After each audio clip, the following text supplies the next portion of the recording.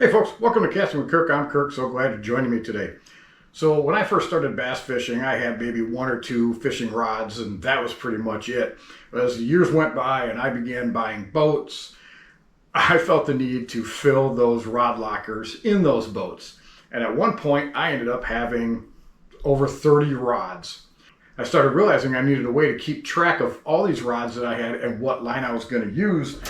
Because when you go into those rod lockers and you've got rods all sitting there, you're just not quite sure exactly what line you have on each one of those rods, or when it comes to the end of the season and you're putting new line on it for the next season, what did I have? Which was I using? It can get confusing.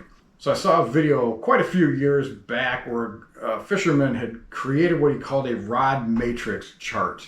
And it pretty much is an Excel spreadsheet that keeps track of all the rods you have and what line you use. And this is exactly what it looks like and how I use it. Okay, so what we have here is an Excel spreadsheet.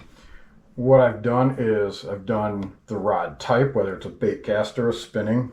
I've done the brand that I have, the length it is, the action, what pound test is going to be on that rod, what type I want to use on that rod. I've got braid, copolymer, fluorocarbon, and monofilament. And then the uses, if I was to take all those rods with me, what would I rig up on those to use most of the time?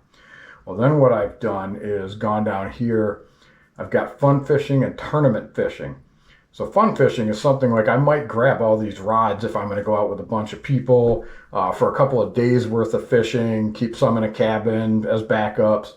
And then I've got, like, if I'm going out fishing a tournament, or some days just a single fishing trip for 8-9 hours with some guys, then what I'm going to do is these are like my 5 favorite that I'm going to bring with me.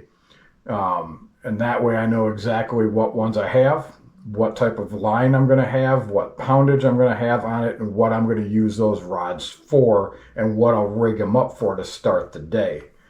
You can add, say, different colors to things, like braided line. You could add green color to it.